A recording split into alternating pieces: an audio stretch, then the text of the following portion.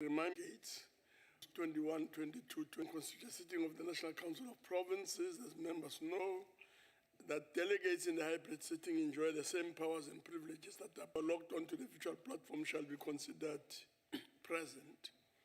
That delegates must switch on their videos if they want to speak, are muted and must always remain muted unless they are permitted to speak. That all delegates in the chamber must connect to the virtual platform as well as insert their cards to register on the chamber system.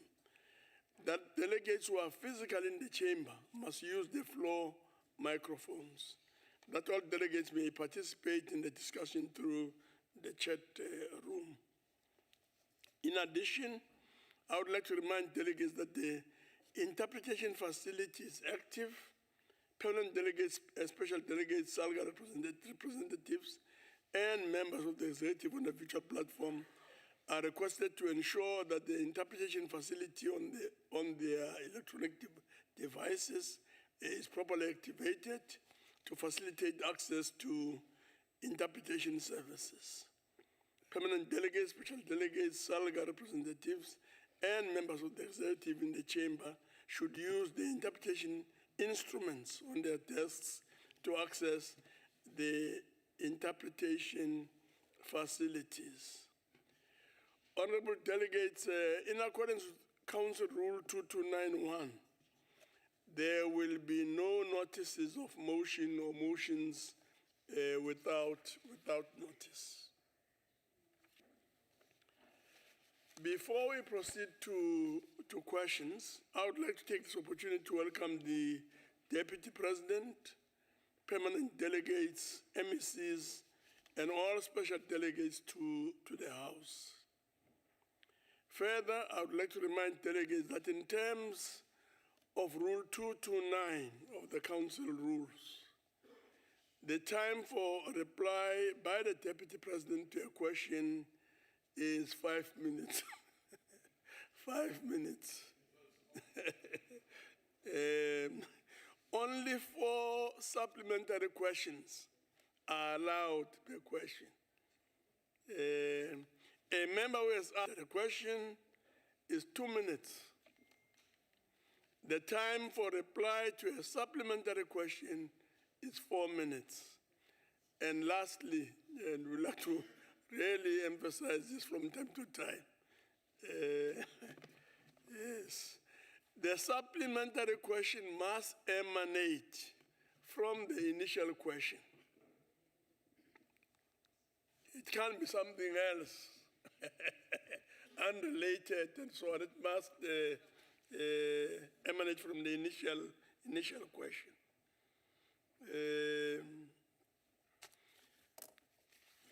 Honorable delegates, we now come to the question. The questions. This question has been asked by Honorable Mohammed to the Deputy President. I'll now ask the Deputy President to come forward and address the question.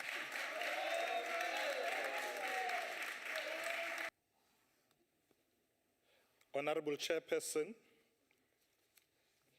on the 16th of June, we will be in Mangaung for the Youth Month commemoration under the theme Accelerating Youth Economic Emancipation for a Sustainable Growth. We will deliver a more detailed report on the work that we are doing in addressing the challenges facing the youth of our country. In line with the commitment I made in this August House during the oral reply session of 20th April 2023, I led a 2-day outreach program together with the Human Resource Development Council to KwaZulu-Natal Province on the 18th and 19th of May 2023. The focus of this multi-stakeholder council was to visit the province and assess the impact of the human resource development strategy in the province and strengthen its alignment with the implementation of the district development model in eThekwini and Umgungundlovu municipalities. During the Human Resource Development Council meeting of 19th of May in KwaZulu-Natal, members of the council recommitted themselves to skills development objectives by signing 2 social compacts. One focused on building the foundations for learning, led by the National Education Collaboration Trust, and the second one focused on building skills for transformation in the economy and society, led by the National Skills Authority. We also visited projects that support skills development, particularly for young people, and job creation in the province. Specifically, we visited the following: the Western Precinct, which is located in the eThekwini municipality, and the Shongweni or Shongweni Economic Development Node, and is in the initial phase of the construction of a new smart city between Durban and Pietermaritzburg. Second, it is a collaboration between the city, the private sector, and Ubukhosi Base Mangange. It contributes towards increasing the skills levels for young people, also for women and people with disabilities, and also military veterans. The precinct opened an on-site technical training center in April of this year, which equips people from Shongweni and surrounding communities with the critical skills required to participate meaningfully during the construction phase and beyond. It is anticipated that almost 500 community members will be equipped with these trade skills at the end of the current phase of this development in November of this year.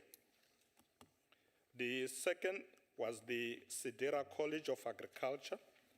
The Sidira College of Agriculture, which is located in Hilton, in Umgungundlovu District Municipality, is the second oldest agriculture college in the country.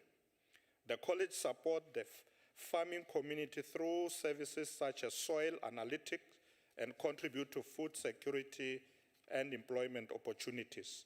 At this college, we also interacted with over 80 young people and emerging farmers from Kokstad, Amazimtoti, Mooi River, and beyond.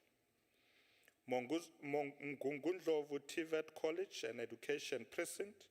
This precinct has almost 40 partnerships with government departments, with municipalities, also non-governmental organizations and the private sector companies, all of which converge to deliver on its mandate.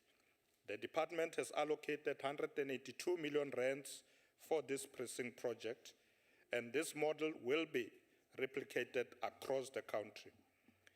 We are convinced that the engagements we have held together with the Human Resource Development Council are yielding the required results.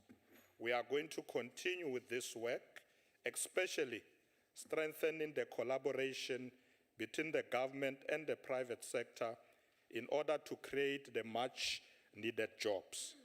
This is the district development model in action. Thank you very much, Chairperson. Thank you very much, Deputy President.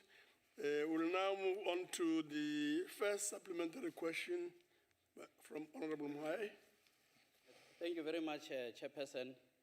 And I must say that we really appreciate the manner in which the Deputy President of the Republic has discharged his responsibilities since appointed to this important position in the country by engaging earnestly with various stakeholders in our communities with a view of finding answers to complex challenges that continue to face our country.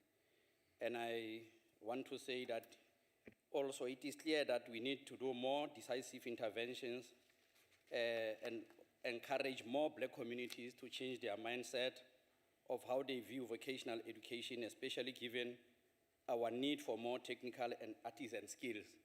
And this we should do without fail, given the history of apartheid colonialism in our country, where many of our people were discouraged in order to even protect the white workers at that period.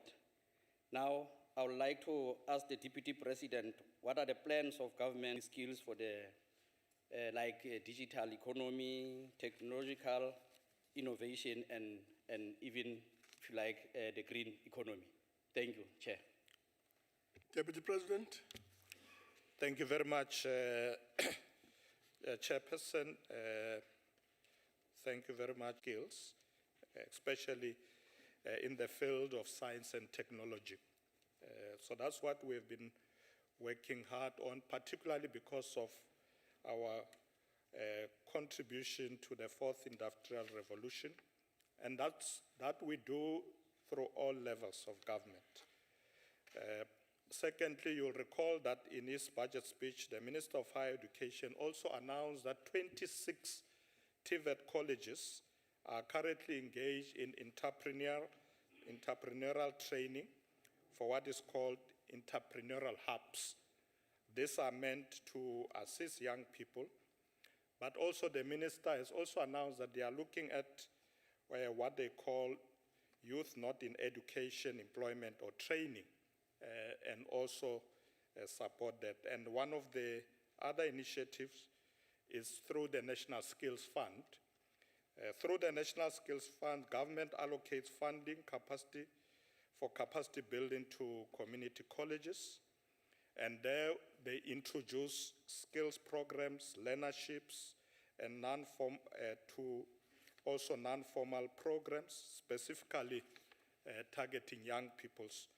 So, Honorable Mhaya, I believe that these initiatives will assist a lot in order to strengthen capacity for young people. We know that in the past, young people, did not like TVET colleges.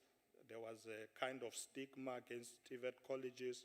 But I think a lot has been done now to turn that around, and a lot of young people are now going to TVET colleges to acquire the necessary skills that the economy wants, and that's what we are encouraging.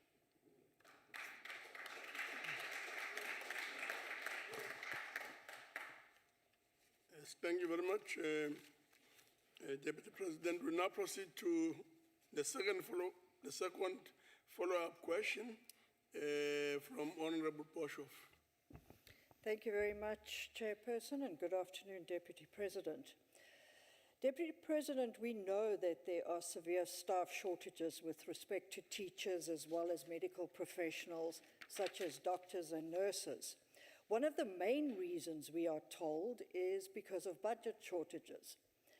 So my question to you is, what engagement have you had with Treasury as well as the Departments of Basic Education and Health to address their budget prioritization, to address these crucial shortages?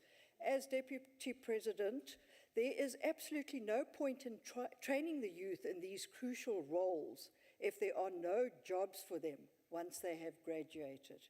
Thank you, Chairperson. Thank you very much, Honorable Boshoff. Deputy President. Thank you very much, Honorable Member. As I said, through the Human Resource Development Council, our focus is really on hardcore skills and to ensure that when young people have graduated, they are able to find jobs. I haven't specifically met yet with Treasury to check what their challenges are in terms of funding.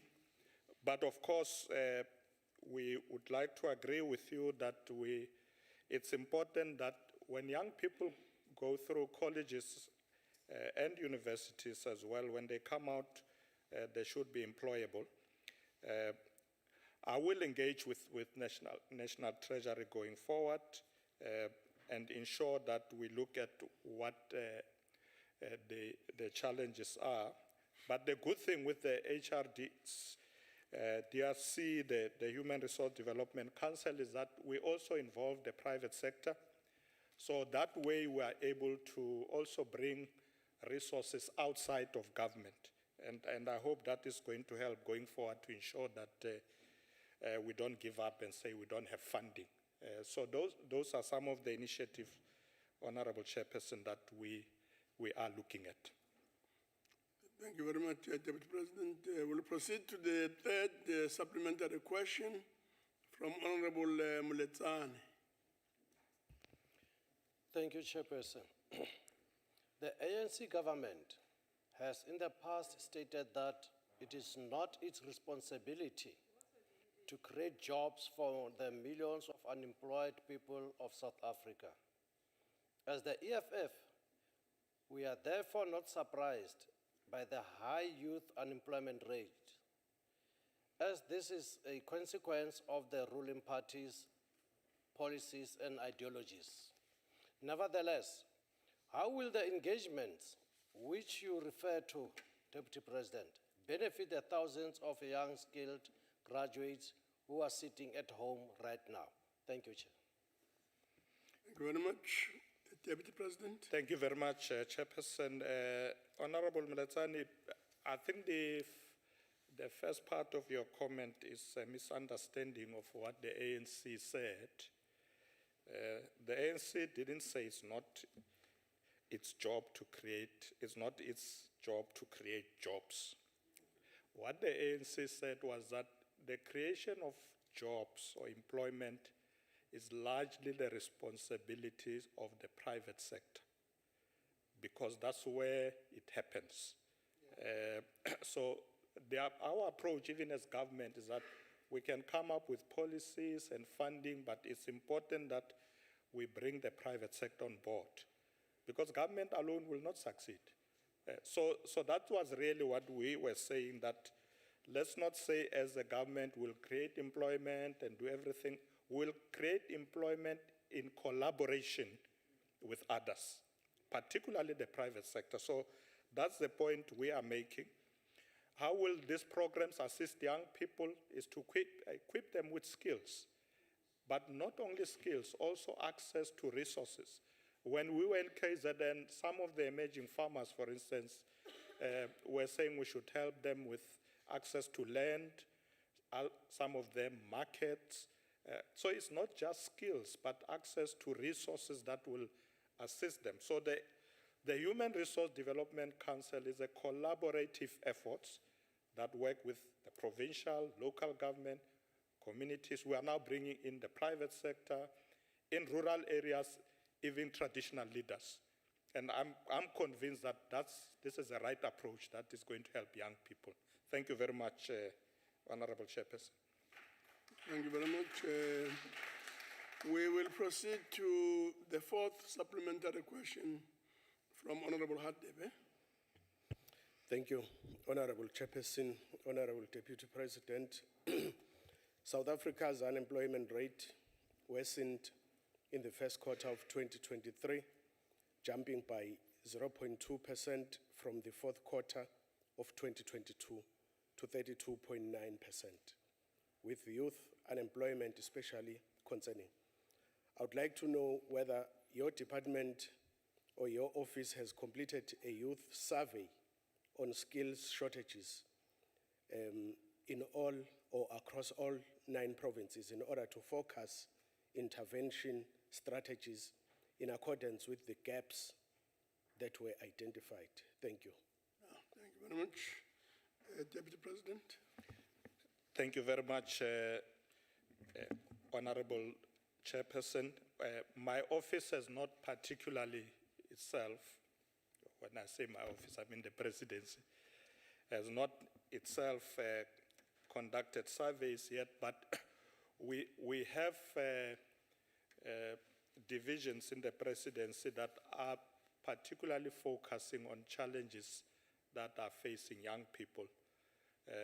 You recall that some of the programs that the President announced are particularly focusing on young people. You can look at the youth stimulus package and a lot of other initiatives. We will look into that matter, but we already know that the high levels of unemployment in South Africa affects mainly young people. So already we are aware of that, and therefore our interventions are going to be mainly focused on young people.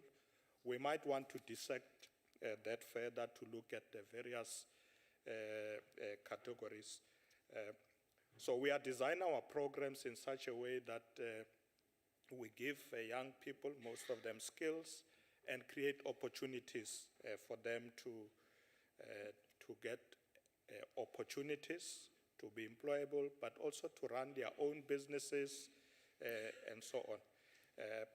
I will follow up with my team to see if there's a need for us to do further surveys to look into that issue, but definitely we have to prioritize young people. Thank you very much, Chairperson. No, thank you very much, Deputy President. Honorable members, will now move on to question number 8. This question is on land reform and agricultural support. The question is from Honorable Okamp and is directed to the Deputy President. Deputy President.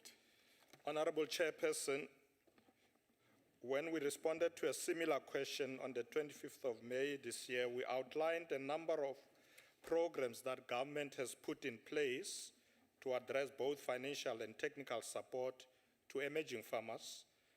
This includes, amongst others, the Comprehensive Agricultural Support Program and Ilima Litsima, which is aimed at resourcing and equipping producers towards increasing food production and other value chain initiatives. Secondly, the Land Development Support Program, which support land reform by assisting farmers who acquired farms with infrastructure, farm machinery, equipment, production development inputs, and also provision of technical support and mentorship. Third, the Blended Finance Scheme, which support commercialization. The fourth, the South African Good Agricultural Practices Certificate Program, which assists farmers to meet minimum food safety and quality requirements and thus ease access to the markets. And lastly, collaboration with the Japan International Cooperation Agency and the United Nations Food and Agricultural Organization for the implementation of the farmer field schools. Both this intervention enhance the provision of extension services to small-scale farmers towards maintaining sustainable food production and market access. Honorable Chairperson, as part of the comprehensive farmer support, the Department of Agriculture, Land Reform and Rural Development provides capacity development interventions that is focused on capacitating producers with skills requisite and mentorship based on their needs at the farm level. In this regard, we will be implementing targeted programs to empower the most disadvantaged sectors of our communities, including the youth, women, and people living in disabilities. Some of the things that we will be doing is the following. Through the Presidential Employment Stimulus, we have been able to provide production inputs for the most vulnerable producers for household food security and self-employment. 2, farmer production support units provide a central service for producers to get production inputs, mechanization, and technical support. Third, the Land Corps program is aimed at protecting and preserving natural resources and creating employment opportunities in rural communities. Fourth, the Animal and Field Management Program provide animal husbandry-related infrastructure such as fencing and handling, dipping facilities, etc. The River Valley Catalytic Program is designed to revitalize irrigation schemes, particularly in rural areas. The Macro Agricultural Finance Institute of South Africa provides affordable loans for producers. And the National Rural Youth Service Corps program targets unemployed rural youth with skills capacity. Chairperson, as government, we are committed to fast-track the pace of land reform in order to ensure the improvement of our people's lives for the better, especially those living in rural areas. Thank you very much.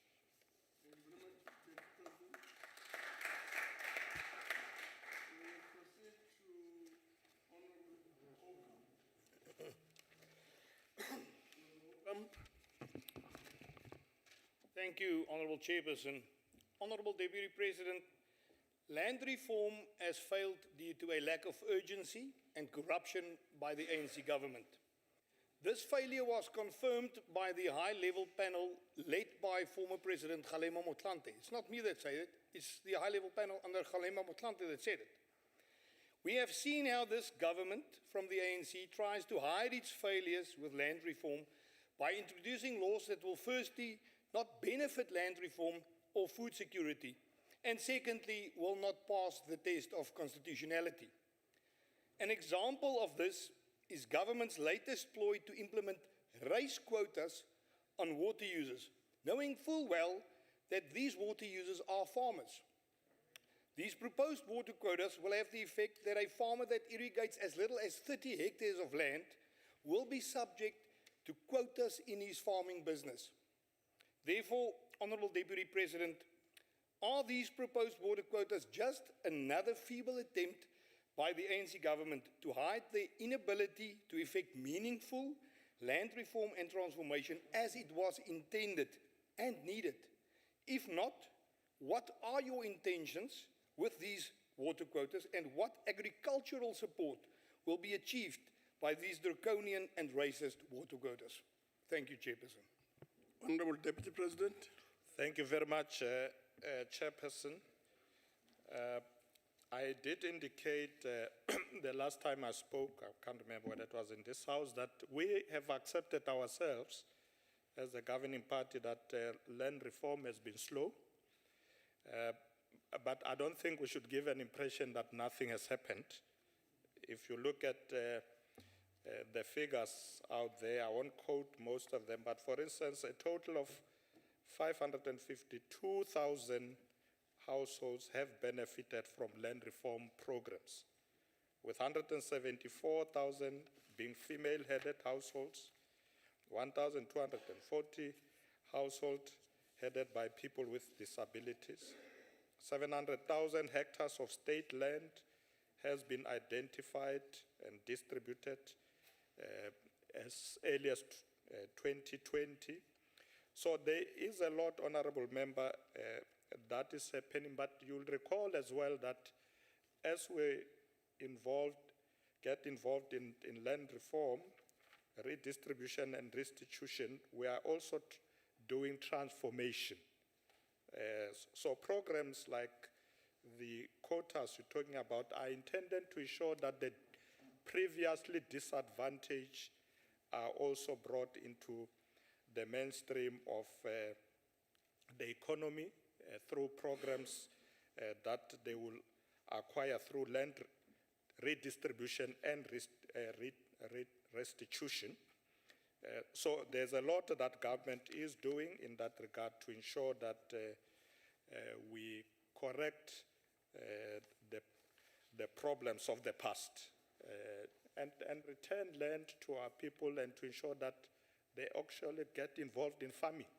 And there's a lot of support that government is going to do to fast-track that, including Operation Pakisa, land development support programs. There's a number of programs that we have put in place, and we want to support all farmers. We are not discriminating, but it's important to redress the imbalances of the past. Thank you. Thank you very much. We'll now proceed to supplementary question number 2 from Honourable Bibi.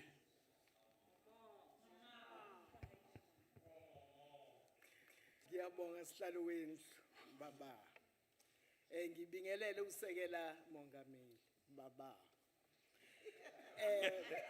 Sekela mongameli, siyazi ukuthi abalimi abaningi abasafufusayo abakwazi ukutsheleka izimali emabhanki. Ngoba yini na abanazo ingcukacha zabe zokwazi ukuthi batsheleke ngazo. Ngakho futhi nje okuyiqiniso nokubalekile ukuthi abantu bakithi abanawo lo mhlaba. La ke mongameli, sekela mongameli baba. Umbuzo wami uthi lana, ingabe uhulumeni angalekelela kanjani kwisimo esinjalo kulabo balimi ngoba phela bayathanda nabo ukuthi balime benze konke ngokufanele njengabantu bonke. Ingakumbe omama, intsha kanye nemphakathi yasemakhaya. Ngiyabonga sekela mongameli baba.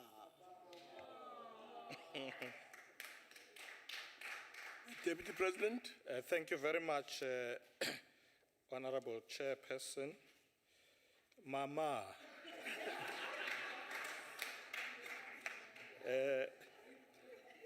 Umbuzo wakho muhle kakhulu ngoba into evele siyenzayo ukuthi bathola umhlaba abantu bakithi. Njengoba usho ukuthi abaningi babo abanawo umhlaba ukuthi balime. Ngiye ngasho eqaleni ke ukuthi kunama program esize ngawo ukuthi sincede bona njengale bengikhuluma ngayo ukuthi farmer support program yenzelwe leyo nto. Le farmer support program yabekwa uMinister uDidiza mhla khuluma ngebudget yakhe ku-budget speech ukuthi enye into azoyenza ukuthi kube ne-land development support and nalento esibiza ukuthi i-blended finance facility esiyenza ne-IDC.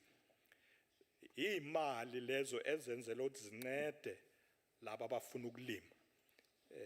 Noma abomama, abantu abakhubazekile, intsha, lama program la enzele bona mabaze ba-apply sizobanceda. Kuyenzeka ngesinye isikhathi uthola ukuthi abazi ukuthi akhona lama program ayenzela ukunceda bona. So masibatsheleni ke beze sisebenza futhi ne-land bank nayo yenzela ukuthi sincede bonke abafuna umhlaba nabafuna ukulima. Ngiyabonga. Mama. Yes, thank you very much, Deputy President. We'll proceed to Honorable Brain. Thank you, Chairperson. Deputy President, with reference to the accelerated land reform and agricultural support to qualifying individuals, what measures are in place to ensure that existing commercial farming activities that form the basis of food security are not affected negatively in any way? Thank you.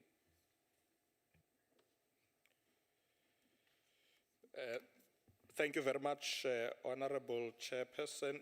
Honorable De Bruin, we agree with you that we must try as much as possible not to disturb programs that ensure food security. That's why commercial farmers are not our targets. But what we are saying is that when you go out there, you do find farmers with vast tracts of land. Some they are not even farming on or producing food. So we are saying there need to be a balance that you redistribute land to ensure more people to come into agriculture without chasing anybody away. So the commercial farmers that are there need to be supported. They are being supported. They have access to loans from the land bank. And we do want to see them producing more and more to ensure food security in our country. But there's also, that must go hand in hand in ensuring that we bring more people into agriculture, particularly from the disadvantaged communities. So we are finding a very good balance in doing that. And in fact, we have, with the President in the past, met with a lot of commercial farmers. It was quite interesting because in one of the meetings that I attended, one of the commercial farmers came to us. I was with the former Deputy President, and this commercial farmer said to us, how can we help? We have land, we have skills. You want to bring more people into agriculture? We are there to work with you. So let's work with commercial farmers in our country. not chase them away, not disrupt their production, but bring more people to increase productivity in the farming sector. Thank you very much. Thank you very much. Let's allow Honorable Hihi to occupy a seat. As we call upon Honorable Mukause to raise the fourth supplementary question. Honorable Mukause? Chairperson. Yeah. Thank you, Manbulele, Honorable Tafeni, Matausi. Yeah, Chairperson. Deputy President, the recent report of the Department to the Land Claims Court on progress made in settling land restitution claims indicates that it may take a further 30 years to settle the less than 7,000 land claims lodged in 1998. The department further indicates that it will need 68 billion to settle this claim. Have you engaged in the department to get the full details of why the settlement of these claims has been delayed? If so, what steps are you putting in place to fast-track the settlement of these claims? Because most of those who lodged the claims are dying. I thank you, Deputy President. Thank you very much. We'll proceed to Deputy President. Thank you very much, Honorable Member. Obviously, it is in our interest to ensure that land claimants do receive their land in their lifetime. But obviously, some of them are old, as you say, can't wait forever. One of the things that we are doing now with the President is to meet with all ministers to look at their programs, what they are prioritizing. This is the matter that we have discussed with the Minister of Agriculture and Land Reform, and it's something that they are dealing with to fast-track these programs. You may recall that one of the challenges is sometimes because of disputes from land claimants within families, or sometimes even communities who don't just agree on the use of land or who belong to that particular area. And those tend to delay the program of land reform to ensure that people get back their land through redistribution or restitution. But we are addressing that. I think it is in our interest to ensure that people do access land as quickly as is possible. So we are trying our best. Thank you very much, Honorable Member, for the question. Thank you very much, Chairperson. No, thank you very much, Deputy President. We will now proceed, honorable members, to question number 9. This question is a question on service delivery hotspots. Question is from Honorable Bartlett, and it's directed to the Deputy President. Deputy President. Chairperson, thank you very much. Chairperson, government has identified service delivery hotspots with the aim to improve universal access to basic services such as clean water, sanitation, sustainable energy, refuse collection, and other essential services. An evaluation of the state of local government that was conducted last year revealed that the number of dysfunctional municipalities had increased from 64 to 66. Among other things, this increase can be attributed to lack of capacity, poor governance, financial management, corruption, as well as failed coalition governments.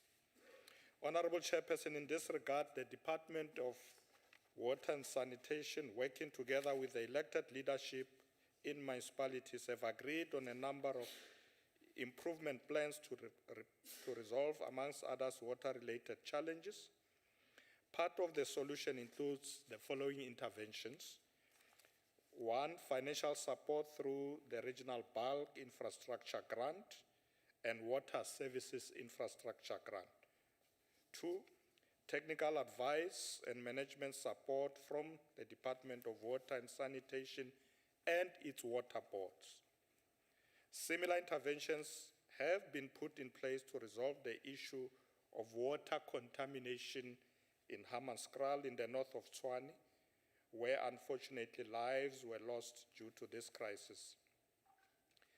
President Cyril Ramaphosa recently announced that the Department of Water and Sanitation, COGTA, Gauteng government, together with the city of Tshwane, have begun collaborating on a larger scale to revamp and expand the Rooival water treatment plant to resolve the water and sanitation challenges in Hammanskraal.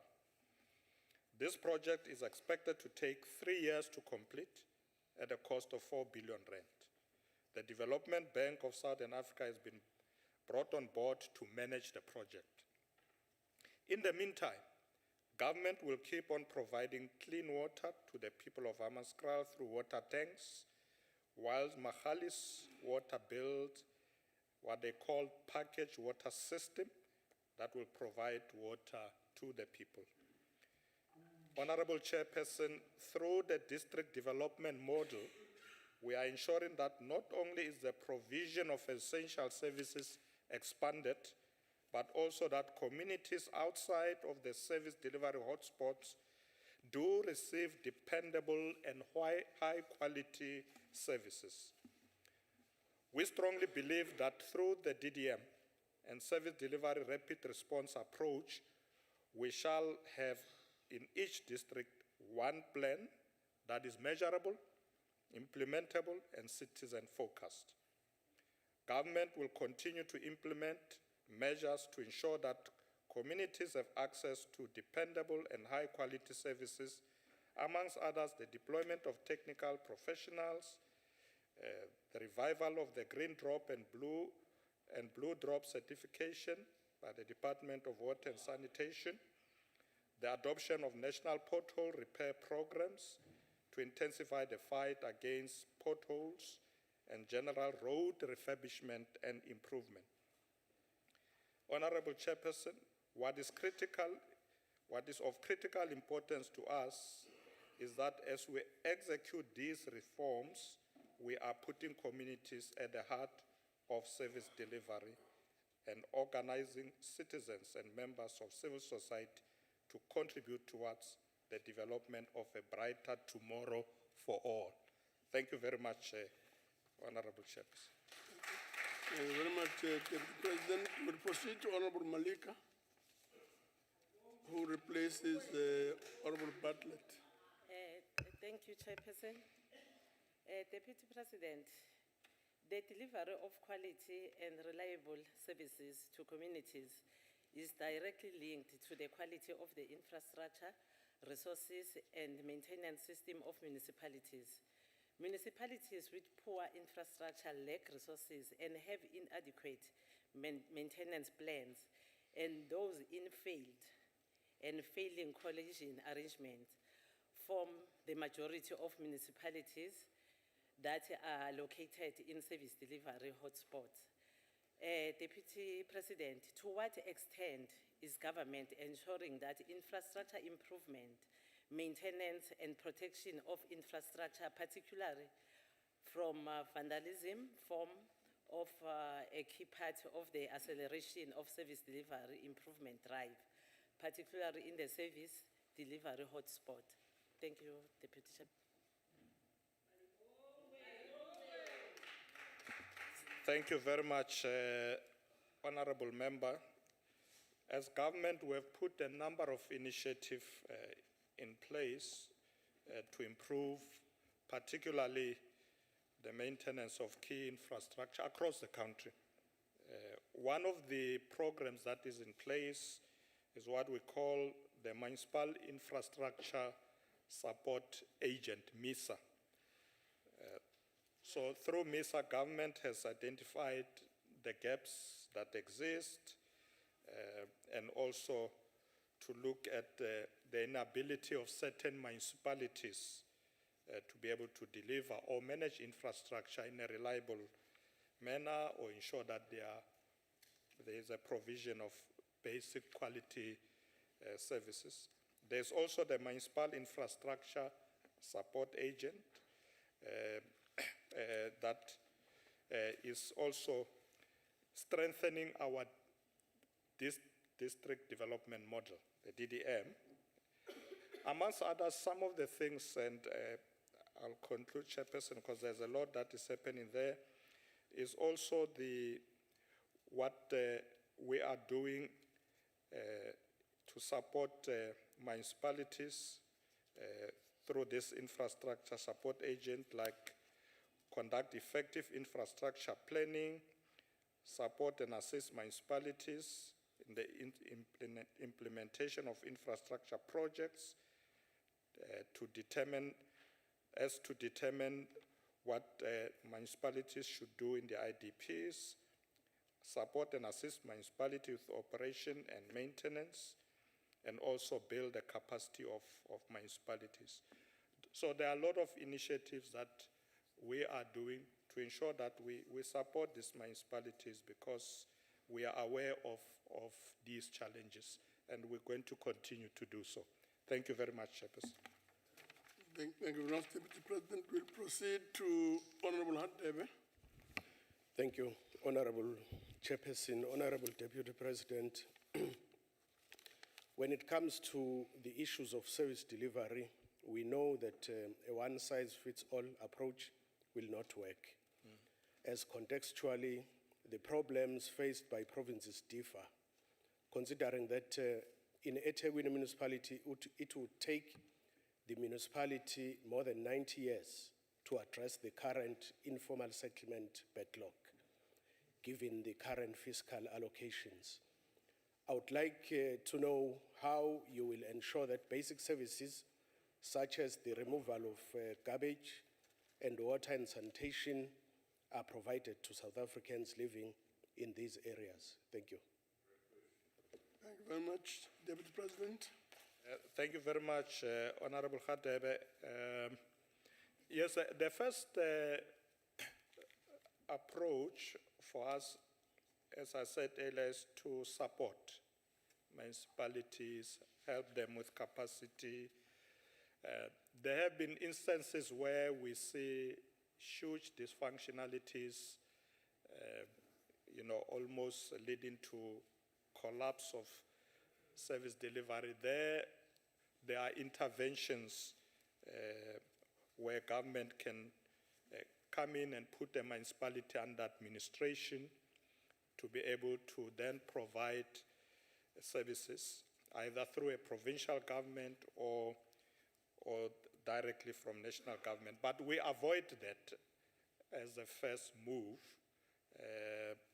Of course, I understand your concern that there shouldn't be a gap where services are not provided. So where we support, we must see improvement.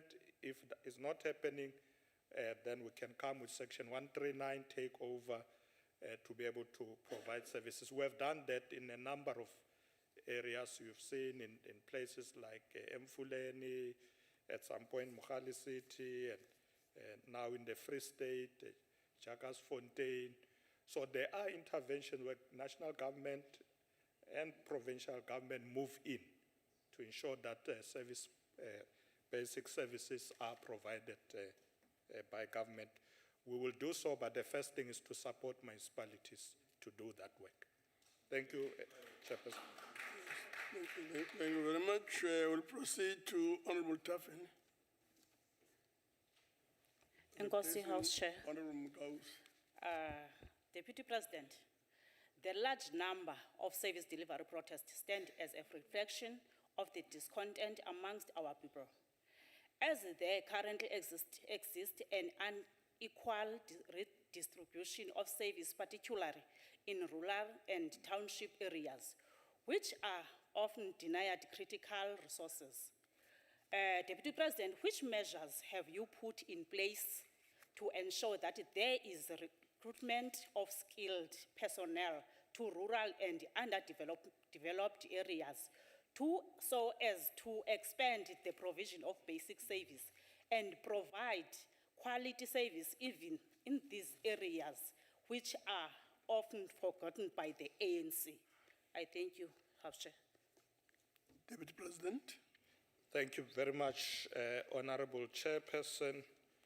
These areas have been very remembered by the ANC, not forgotten. One of the things that we are doing, Honorable Member, is to, through the Human Resource Development Council, to ensure that there are proper skills at those levels, particularly the rural municipalities. In our recent trips to provinces, we have sought to go right deep to rural areas where, as you correctly say, are challenges of capacity. We have recently been to Lusikisiki and looked at the challenges there. We will be going to other rural areas as well. So it is, in fact, our priority through the HRDC, the Human Resource Development Agency. The good thing with this council, not agents council, the good thing with the council is that we work with people on the ground. We work with traditional leaders, we work with farmers, we work with local business people.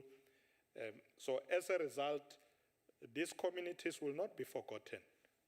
Because as we go down through our district development model, we exactly target those areas. Thank you very much, Honorable Mayor. Thank you very much, Deputy President. We now proceed to the last supplementary question from Honorable Badenhorst. Thank you, Honourable Chair. Welcome, Honourable Deputy President.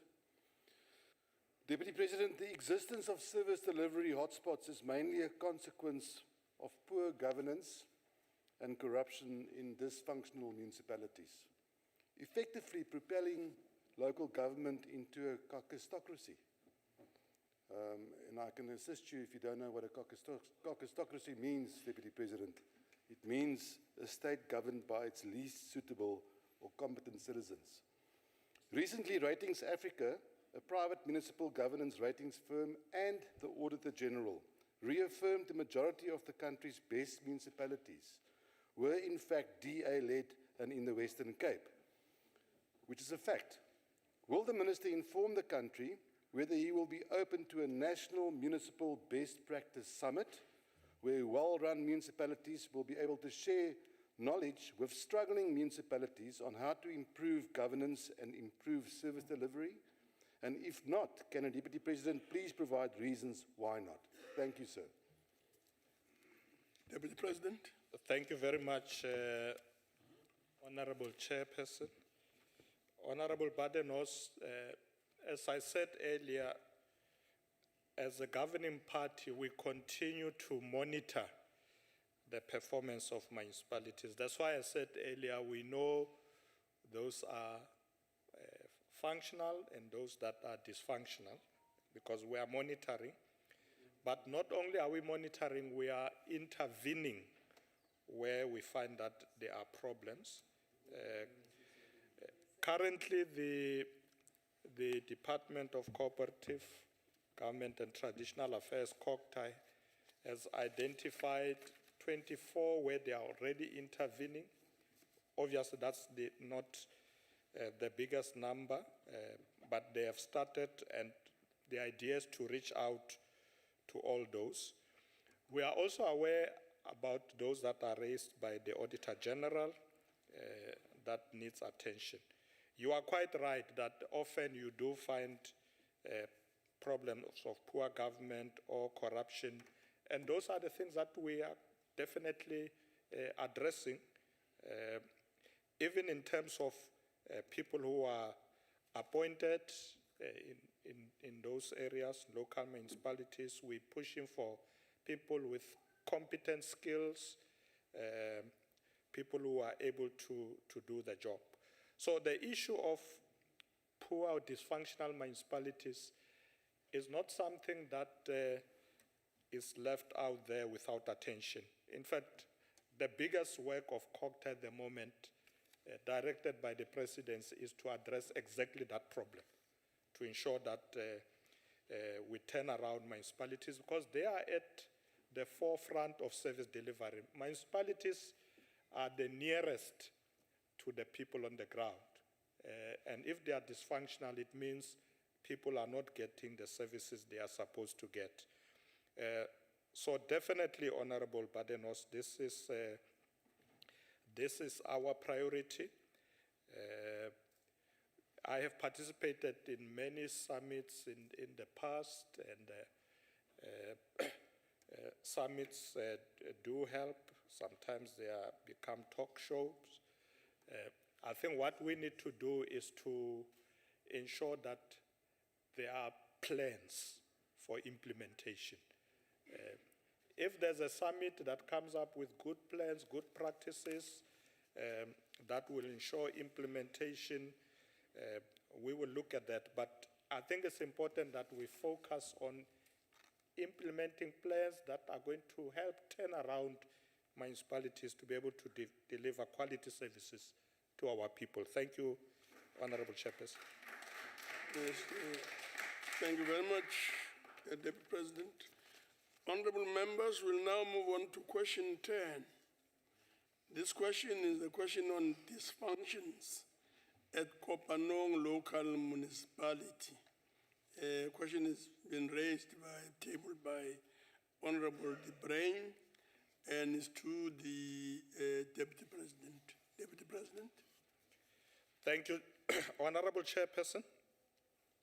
As I committed to this August House on the 19th of March this year, that I would undertake an oversight visit to Jagersfontein, I would like to report that indeed on the 9th of May, I led a government delegation comprising leaders across the 3 spheres of government to visit Jagersfontein. The visit confirmed the challenges related to service delivery, financial sustainability, and the debt to Bloom Water in that municipality. These, Chairperson, are a couple of things that we agreed on together with the Free State government and the Harib district municipality, as well as the private sector and other stakeholders that we are going to attend to, particularly after the dam disaster of September 2022. Firstly, the immediate interventions that will include the Free State provincial government subsequently invoking Section 139B. The Executive Council also appointed representatives to oversee the implementation of the intervention, with a focus on dealing with the water supply challenges experienced by residents and issues related to the financial viability of the municipality, as well as responding to the educational needs of youth in the area. In ensuring that we respond adequately through a sustainable solution, I've asked Deputy Minister Pakstau of COGTA and Deputy Minister Majola of Department of Trade, Industry and Competition to lead a project management team that will consult with various stakeholders such as National Treasury, Department of Water and Sanitation, in an attempt to find solutions on this matter. I specifically asked these two deputy ministers, Honorable Chairperson, because they were with me on that mission, visiting that area. This project management team is working closely as we speak with the Free State Provincial Department and the Department of Planning, Monitoring and Evaluation in ensuring that responses to the above challenges are anchored on ensuring that the district development model serves as a foundation for enabling adequate and efficient service delivery to the people, driving infrastructure investments, and advancing local economic development. Honorable Chairperson, these are some of the Kopanong local municipality. We will continue to work tirelessly towards ensuring that we deliver on our mandate and ensuring the improvements of life and dignity for all the people in that municipality as required by the Constitution. Thank you very much. Thank you very much, Deputy President. Honorable Debray. Thank you, Chairperson. Deputy President, firstly, thank you for honoring your commitment made earlier this year by visiting Kopanong local municipality. But I fear, Deputy President, much more is needed in the Kopanong local municipality. I'm sure you are aware currently or at this stage, the employees and the officials of Kopanong has still not received their salaries for the month of May, and they middle of next month. And to no surprise, all the workers and all the officials of the municipality are striking, and there is currently no service delivery across or in any of the 9 towns of Kopanong municipality at this stage. And adding to that, the community. Deputy President, during your visit to Kopanong last month, there were a lot of promises made by yourself, the MECs, and even the Premier. And they've been hearing these promises for years and years on end already to no avail. And unfortunately, Deputy President, they're also used to the government making promises that they don't keep, especially when there's an election around the corner. And this has also been happening for years and years on end.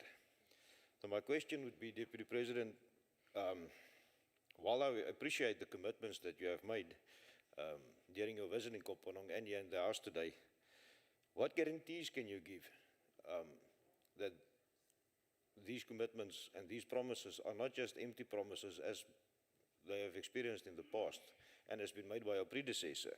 And when can we expect to see these promises and commitments being implemented on ground level and not just on paper? Thank you. Thank you very much, Honorable Chairperson, Honorable Member. One of the things that we had agreed to do with the Premier of the Free State was for them to intervene. As I said in my reply, amongst others, to particularly look at the debt to Bloom Water. The debt is also, amongst others, as a result of non-payment of services, not only by households, but also by industry.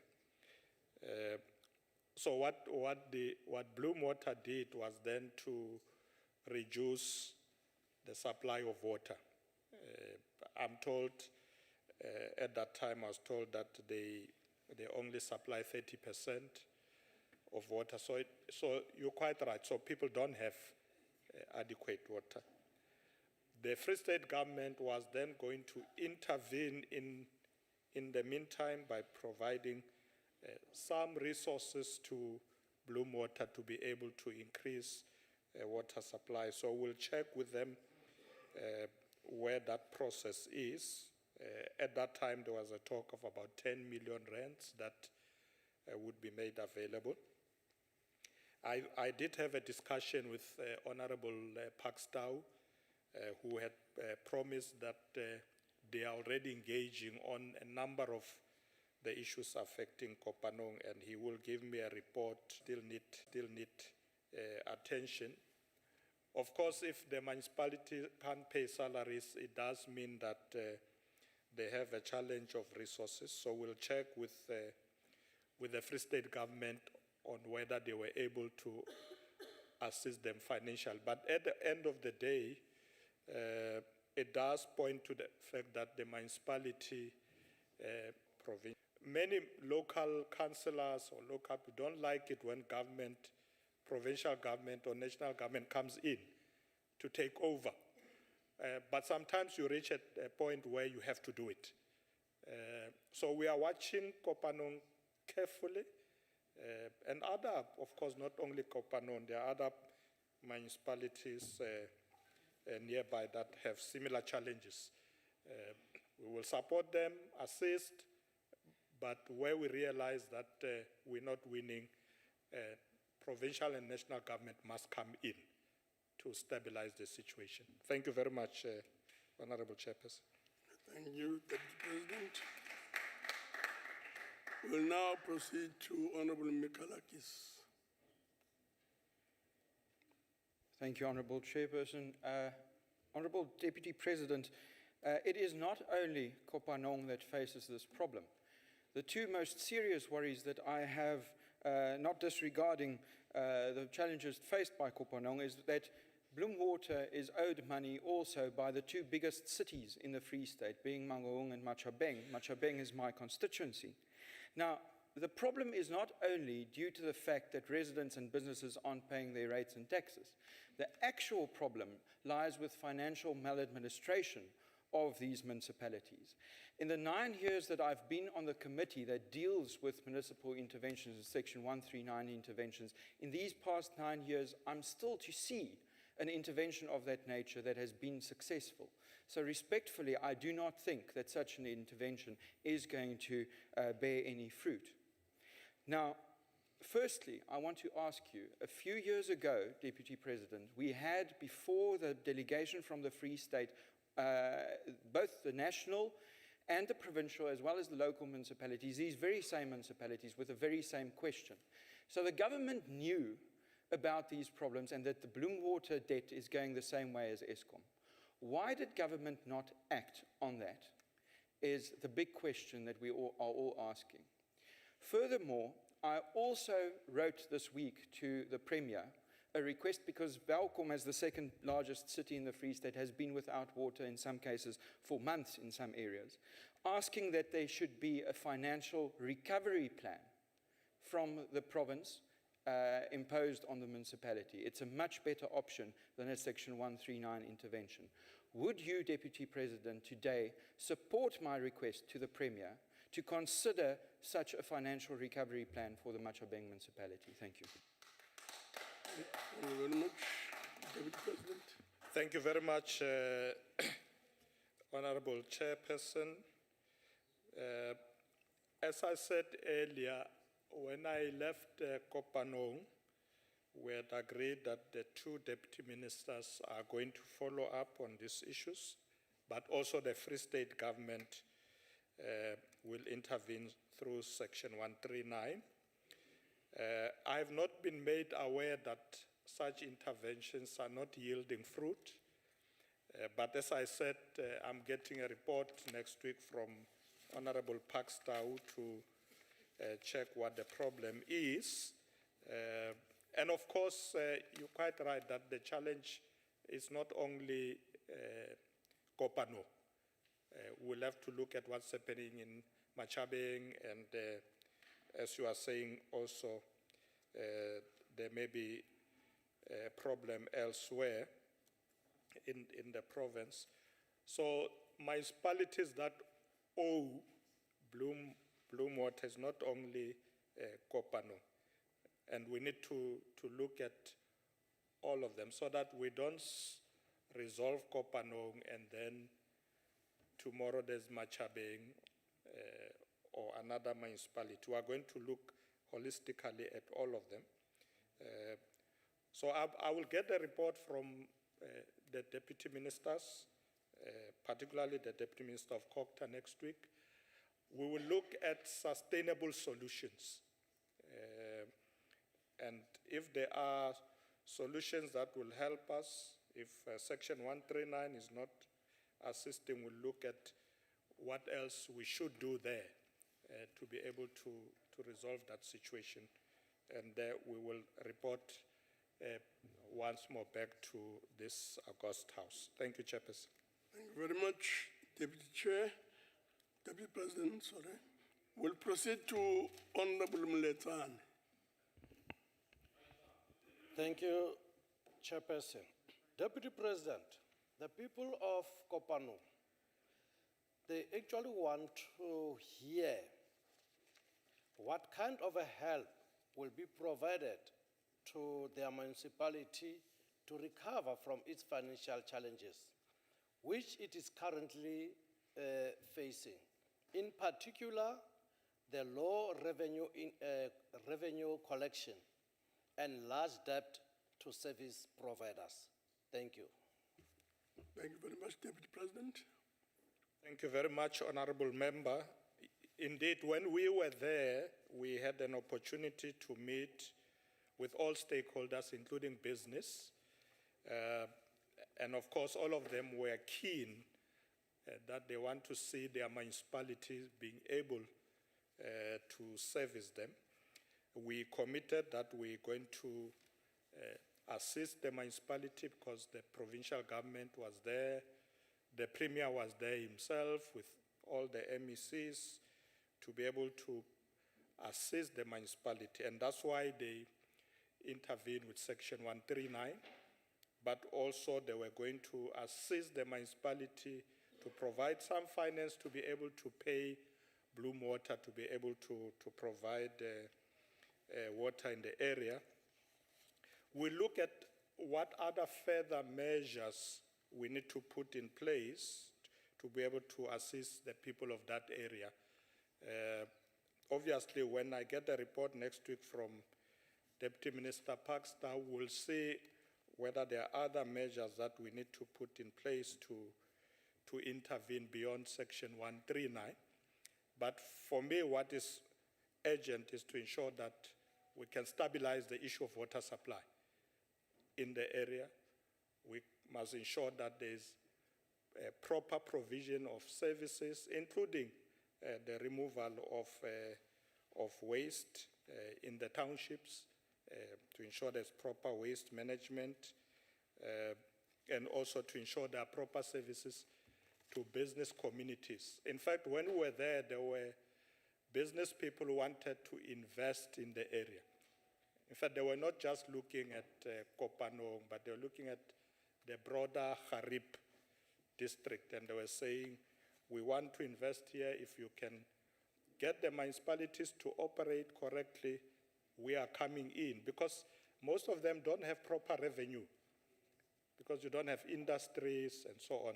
So I was very happy that business was there, as you help to fix this place, we are coming in. And that's going to help those municipalities to survive, because they will then have a proper revenue base. But we are focusing on that, and we are going to make sure that we fix the problem. Thank you, Honorable Chairperson. Honorable Nkosi.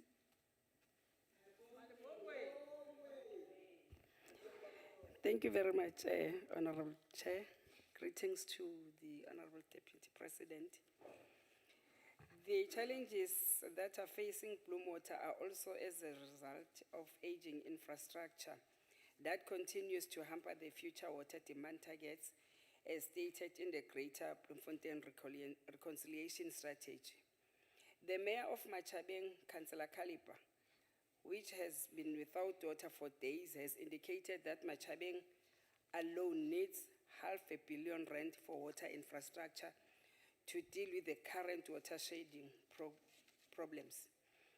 Honorable Deputy President, what measures are in place to ensure that more resources to ensure that Bloom Water and many of the water boards that are facing similar challenges throughout the country have access to more funding for service delivery, infrastructure, restoration, and maintenance? Thank you. Deputy President. Thank you very much, Chairperson. Thank you very much, Honorable Nkosi. We are working very closely with the Minister of Water and Sanitation on these matters. And one of the things the Minister is committed to do is to address this problem of aging infrastructure. It's not only in the Free State area. We've noticed that there are a number of areas in the country where you have aging infrastructure. And the Minister of Water and Sanitation has been doing that audit throughout to pick up where these problems are, to be able to intervene to ensure that we can then put in new infrastructure in many of these areas. So that work is a work that is already underway. So we will definitely not forget the Free State. Machabeng, as you said, they don't have the money to do it themselves. $500 million, as you said. But the Minister of Water Affairs and Sanitation is already aware of this. They've already picked it up, and they are looking at the solution and to ensure that we can assist these municipalities to renew this infrastructure so that they can provide better services and be able to get revenue from taxpayers, the households and also businesses in their areas. Thank you very much, Chairperson. Thank you very much, Deputy President. Honorable members, we will now proceed to question number 11. And this is the question on eradication of fraud and or corruption and or theft in the department. This question is from Honorable Professor and is directed to Deputy President. Deputy President. Thank you very much, Honorable Chairperson. Chairperson, the land reform program remains a major part of the work of government. We must not waver on this task if we are to realize our transformation agenda. We must not allow anyone or anything to defocus us on this task, worst of all, the allegations of fraud and corruption. It is for this reason that Cabinet approved the National Anti-Corruption Strategy in November 2020, which enables the country to step up the fight against fraud and corruption. As part of investigating allegations of corruption, we are working with various law enforcement agencies and entities to ensure that those responsible for such activities are prosecuted and to put in place corrective measures to mitigate against the recurrence of such acts. In this regard, President Cyril Ramaphosa signed Proclamation R114 of 2023, authorizing the Special Investigating Unit, SIU, to investigate allegations of maladministration and corruption in the former National Department of Agriculture, Forestry and Fisheries, projects called Ilima Litsema Support Program, and to recover any financial losses suffered by the state. According to the Special Investigation Unit, the proclamation covers offenses which took place between the inception of Litsema and 17 February 2023, or after the date of publication of the proclamation. But it's relevant to connect with incidental or ancillary to the matters mentioned in the schedule or involve the same persons, entities, or contracts investigated. One of the cases that are under investigation by the SIU relates to the concluding of a lease agreement with Cultiva Investments, which the Special Tribunal has recently declared as being irregular or unlawful. This is one amongst many matters that the department has taken steps to investigate after the emergence of fraud and corruption allegations. Internal investigations have resulted in disciplinary hearings, civil and criminal referrals of employees who are implicated in acts of corruption. As the chairperson of the Inter-Ministerial Committee on Land Reform, we will continue to work with implementing departments and entities in fast-tracking land reform and the coordination of programs to accelerate land reform and agricultural support, and will ensure that we root out corruption and fraud in that sector. Thank you very much, Chairperson. Thank you very much, Deputy President. We'll proceed to Honorable Professor. Thank you, Honorable Chair. Honorable Deputy President, thank you for very briefly explaining to us the processes and procedures that you are going to follow. I just want to ask you further than that, in terms of the backlog of land reform and the problems or the challenges that we have with the eradication of alleged fraud, corruption and theft in the department. Nothing built in like, in terms of the Act on fraud and the Act of the Prevention on Fraud and Corrupt Activities, what happened to checks and balances and consequences? Because what I referred you to is a case way back of 2019, and it's now 2023, and nothing has happened so far. Thank you. Deputy President. Thank you very much, Honorable Member. I take note of the fact that the issue you raised could have been addressed long ago or previously. But in our discussion with the department, they did indicate that they are following the guide to implement lifestyle audits as well as part of the anti-fraud campaign in the department. So we are going to be engaging with them to look at what more can be done. You'll recall that the anti-fraud framework is a framework that covers the whole of government, and we want all the departments to be able to do that, but come up with additional measures. So the lifestyle, or what they call the lifestyle audits in the public service, is now one of the things that is being used to ensure that it helps us to cap corruption in the departments. We will engage with the department to see if more can be done if things don't improve quicker. But otherwise, it's a matter that they are attended to. Thank you very much, Chairperson. Thank you, Deputy President. We'll proceed to Honorable Mkiva. Chairperson, good afternoon to you and good afternoon to the Deputy President as well as the members of this august House.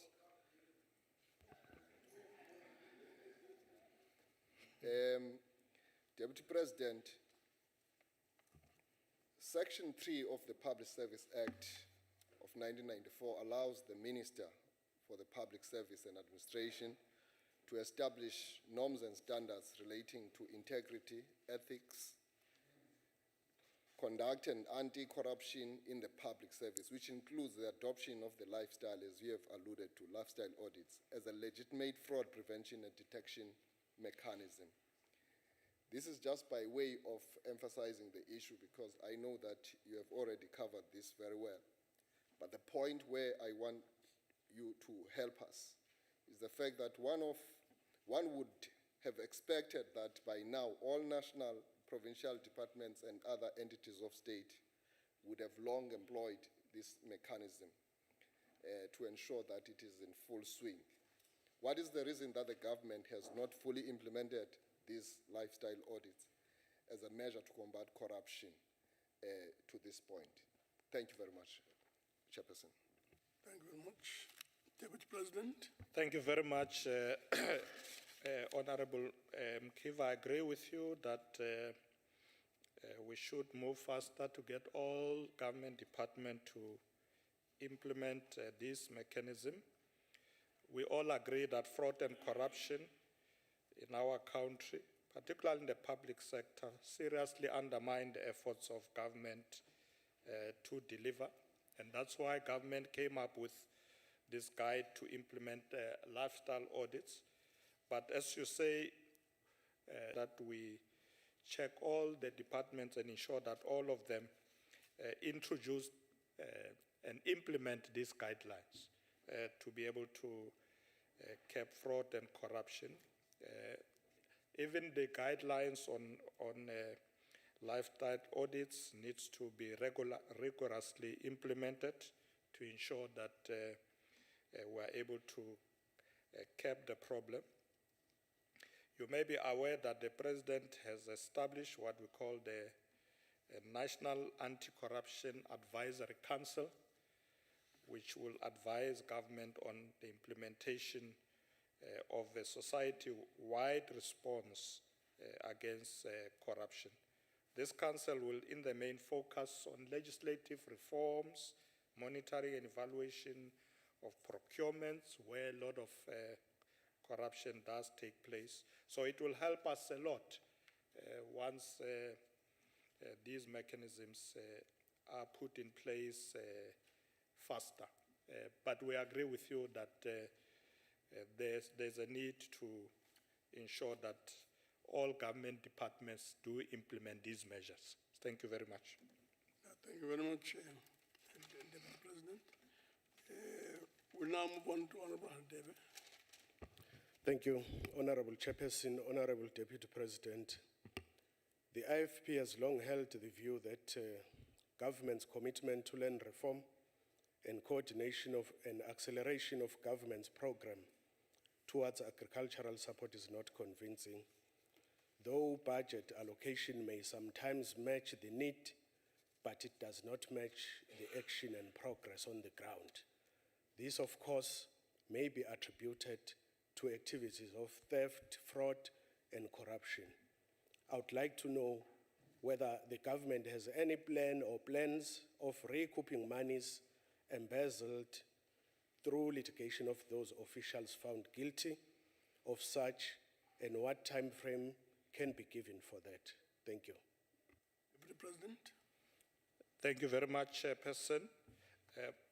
As I indicated earlier, the SIU does recoup, so we'll do that with all the program where we find that fraud and corruption is committed. I'm not able to give a definite time frame at the moment on how we will be able to complete the process of looking at this particular aspect, but obviously it's a matter that requires urgent attention. I'm sure Honorable Hadebe will Thank you. Thank you very much, Person. Ba ke ba lebelle taba eo mme hangata batho ba tshwarwa ha ba tshwerwe re letsa hore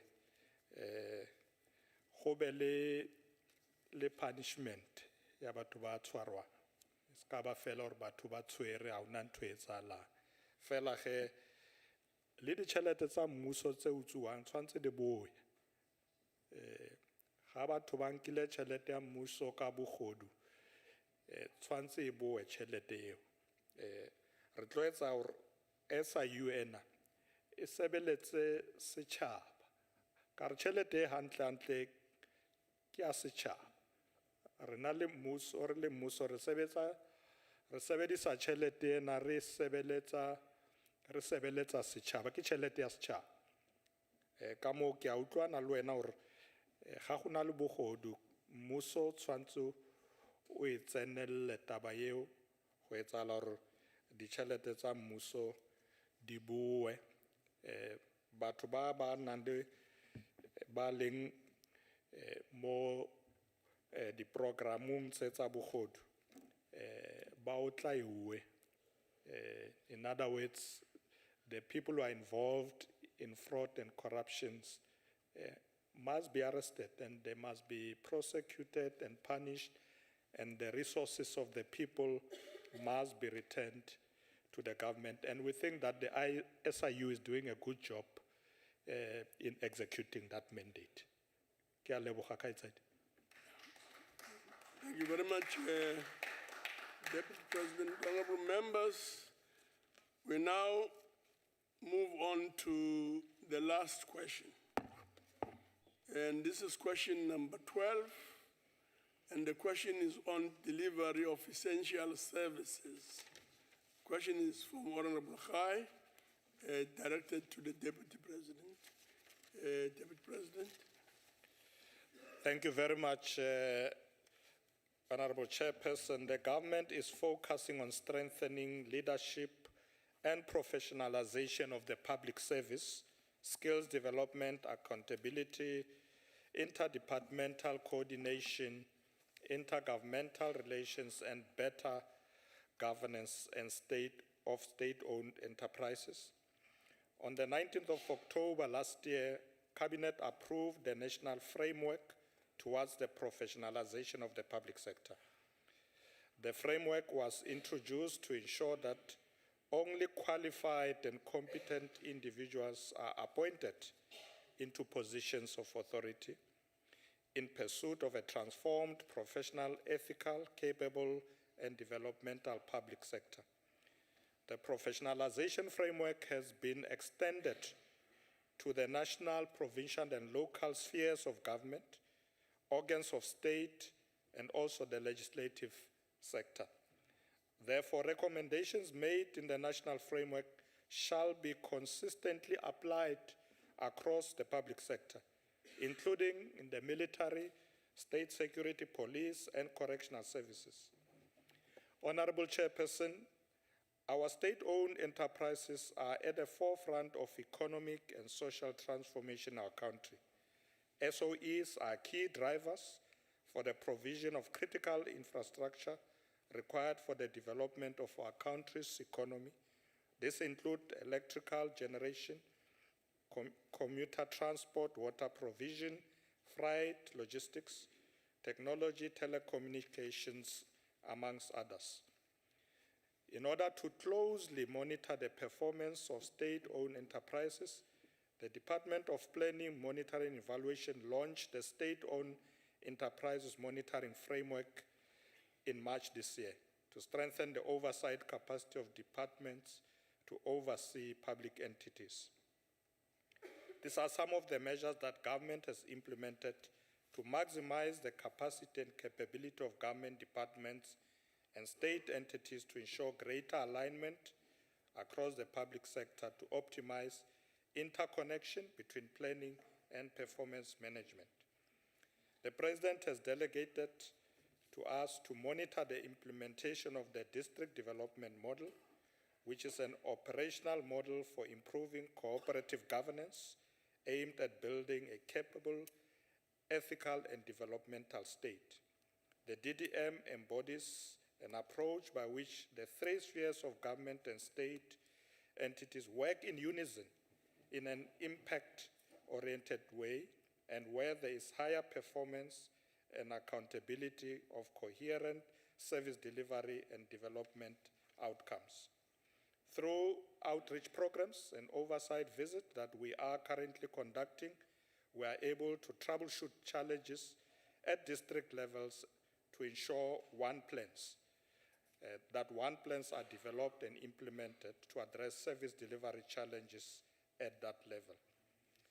To further maximize the capacity and capabilities of government departments and entities, the government has forged partnership with science councils, namely the Human Science Research Council, Council for Geoscience, and many others, to establish a community of practice of science council monitoring and evaluation practitioners. The purpose of the community of practice is to share lessons learned to best practices among the members to build the planning, monitoring, evaluation capacity and capabilities of government departments and state entities. In this regard, the Human Research Council is working with government to support local government initiatives to improve service delivery. Chairperson, government will continue to build state capacity and capabilities by encouraging continuous learning and professional development through institutions like the National School of Government and TVET colleges and science council and institutions of higher learning. Thank you very much. Thank you very much. Honorable Khai. Thank you very much, Honorable Chairpersons, and greetings to the Honorable Deputy President. I was worried as the Deputy President was continuing that he would even cover my follow-up question, and he has already done so. But nevertheless, I will ask the question, Chair. How is the government leveraging on the country's Science Council to maximize the capacity and capabilities of state-owned enterprises and the local government sphere? As I said, he has even touched on the number of science councils that are there in the country. Yeah, Thank you Deputy so much. President. So I thought Honorable Rai will say that I'm covered.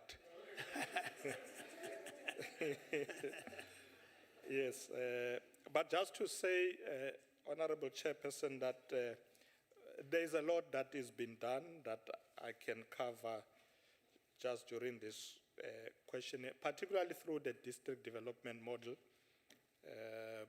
There are a lot of initiatives.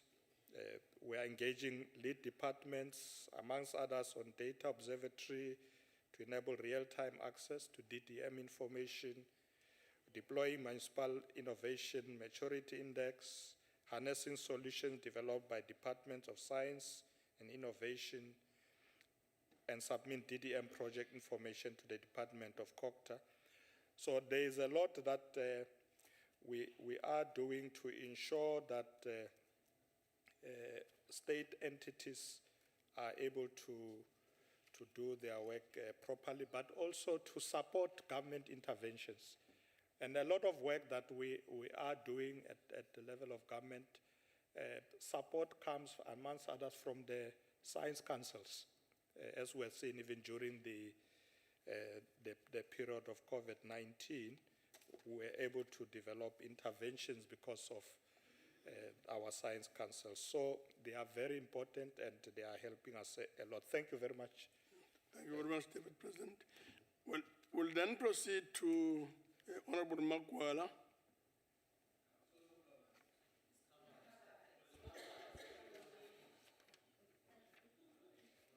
Protect me, Chair.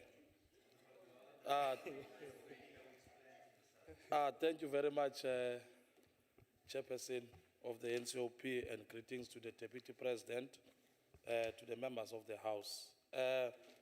Deputy President, I'm not covered at all. Whether the measures that you are referring to and also include making commitments for all spheres of government to directly provide services in these areas which are functions of the state. If so, which initiatives have you taken to insource all the workers working in government departments and facilities in which timeframes have you put in place in these regards? And also, Deputy President, why is the ANC so against the insourcement of our people in these departments? Do you know that, Deputy President, that if a security guard that is outsourced is costing 14,000 rand for its services from a private sector, but the security guard is earning 4,000 rand, 500 rand? I think the survey has been done also in the insourcement of the security guards in Gauteng municipalities that the EFF has pushed there. Why is the government of the ANC so desperately to do tenders and not do away with tenders and insource our people and put them and give them the necessary benefits that they deserve, so that we move away from outsourcing even a mere thing of a water bottle that must be insourced, but we can insource our own people that can go and buy these waters, not private companies. Thank you. Yes, Deputy President.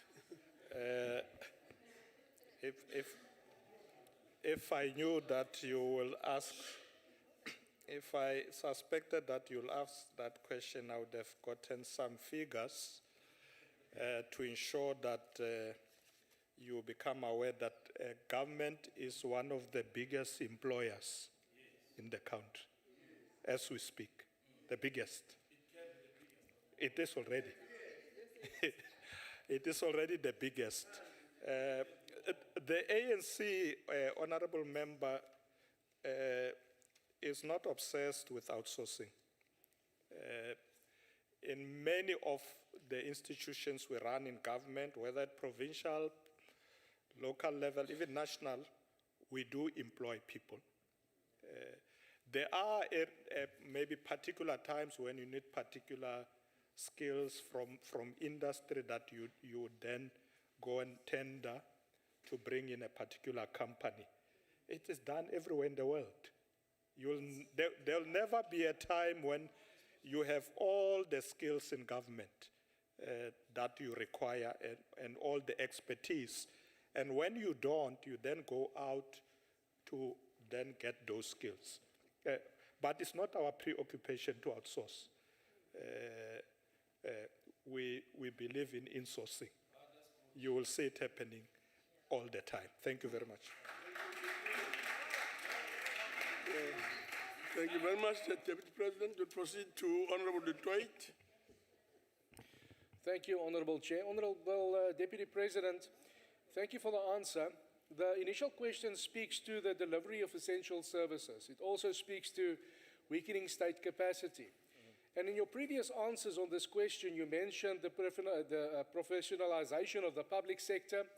But, Honorable Deputy President, in the Auditor General reports that we've been receiving for the past few years now, it's evident that political interference is one of the major issues that contributes to failing municipalities.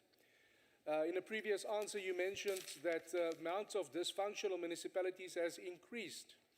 A few weeks back, the Minister of Electricity was here, and he said that a possibility of a blackout is not off the table. It will not be, according to him, on the generation side, but on the distribution side. Now, when I go back to the beginning, with the delivery of essential services, which is water, amongst others, we're currently struggling to get some of the water reticulation plants excluded from being victim of load shedding. And that is happening. Yes, some generators are being put in place, but that's not something that can be pulled through until end of days. So, Deputy President, I want to know, does government have a backup plan to ensure that the country and municipalities do have sufficient water supply in the event of a grid collapse? And is there an estimated calculation for how long essential services like water supply will be available in these municipal areas as with the current storage facilities that they do have? Thank you, Deputy President. Yes, Deputy President. Well, let me start where you started. You said there's political interference. Now, many people sometimes fail to understand that politicians do have a role in government, whether it's at local level, provincial, and it's provided for in the Constitution and legislation. And I'll give you one example. If you are an MEC in a province, you are what is called the executing authority. It means you have the power to execute, and in fact, you are the final arbiter, not the DG. But often people, when politicians do their work, they say it's interference, because we don't read the legislation properly. Yes, the legislation does give HODs and DGs their authority, their powers, but it does give politicians as well. So often is how do you relate to one another in that space? The MEC must not, stand on the toes of the HOD or the minister, the DG, and vice versa, but they all have roles. So what we need to do to avoid political interference, so-called, everybody must understand their roles. This is my role, it ends here. DG, this is your role, up to there. And once we all understand our roles, you'll never have a problem. Now let me go back to water. In fact, I was addressing a meeting this morning, and one of the things I said is that we are in discussion with our ministers to ensure that we don't get to a water crisis. Because we don't want to deal with issues because there's a crisis. There shouldn't be a water crisis. Secondly, I think we must disabuse ourselves from this comment of great failure. It's not helpful. It's almost like a scarecrow. There will be no great failure. No, there shouldn't be. Because you know what great failure is.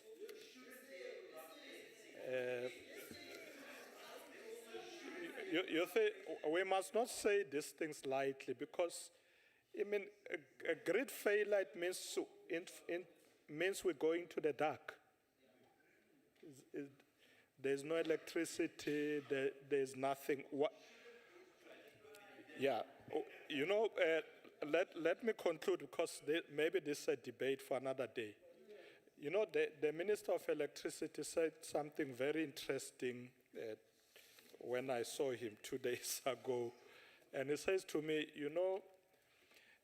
when there's a problem of load shedding, I get a lot of questions about what has gone wrong, this and this. He says, but when I improve, nobody appreciates. He says it's almost like the improvement is through prayer. Nobody says, oh, Minister of Electricity, we can see now the lights are on. What have you done? What are you doing? He says, no, they don't ask me that. No, it's beyond burning diesel. If you listen to him yesterday, those who saw him, he said, I'm doing this deal with Mozambique because one of the things I want to do is to avoid to continue to burn diesel. He said that. But when things are good, Honorable Chairperson, you don't get any praise.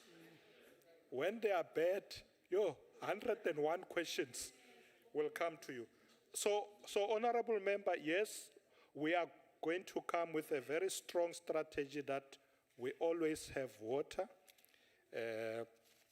South Africa has got a lot of dams. We must just make sure that there's access. Because sometimes it's not that there's no water. Just that the reticulation is a problem. People don't access water. We must make sure that they, in fact, access water, and that there shall be no grid collapse. Yeah, we are fixing the power stations, even the old ones. The ones that some of you were saying we must abandon. No, we're going to fix them so that we don't transition in the dark.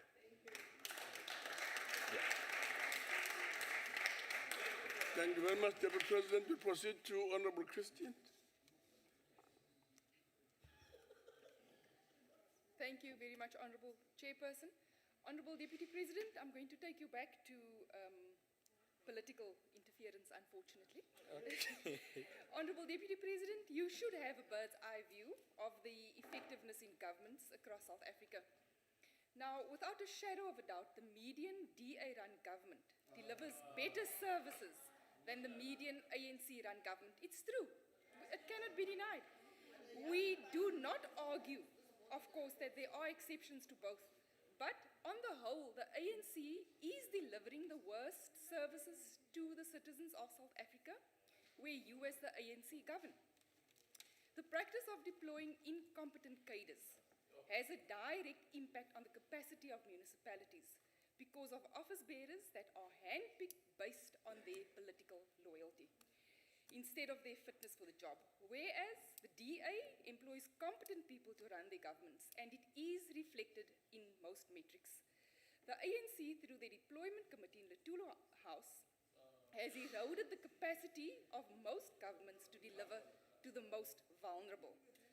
Now, Deputy President, when will you stop this practice of sending incompetent people to key positions that directly impact the most vulnerable and ensure that people who are fit for purpose are employed through a fair and transparent process. Thank you, Chairperson. Deputy President. Thank you very much. On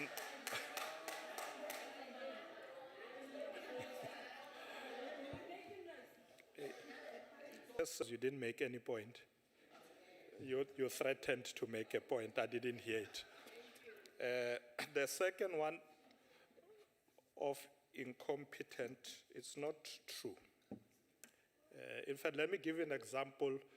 All the mayors of the ANC currently, all of them, starting from metros right down, have been interviewed before they assumed office.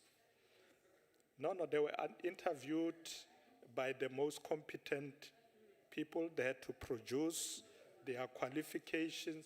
So it's just that sometimes the DA doesn't understand the issue of cadre development, because they think that, they think that when you talk about cadre development and deployment, you just go fetch someone in the streets and say, go there. No. There's even a school in the ANC. People are trained. Yes. We train people, we check them, we make sure that when they are deployed, they are interviewed and the most competent gets appointed. So this story about appointing incompetent people is not true. In government, when I was a minister in government, before you appoint a DG, because I know we have been accused that we just pick up DGs that we like. No. When I was in national government at the time as a minister, if you want to have a DG, you must advertise, you must make sure there's a proper shortlisting, and when the DG is interviewed, the minister sits with 3 other ministers and deputy ministers and other DGs to interview. So it's not like any minister come and say, no, now I want Mohamed Dango. No, you go through a proper, rigorous process of interviews. So in short, Chairperson, I want to say to Honorable Christie, I dismiss your assertion.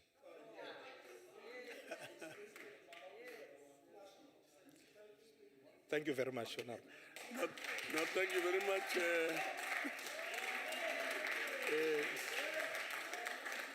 As the Deputy President takes his seat, I would like to take this opportunity to thank him for availing himself for this particular sitting. And appreciation also goes to permanent delegates, special delegates, and all MECs, especially those who are on virtual. Honorable members and delegates, that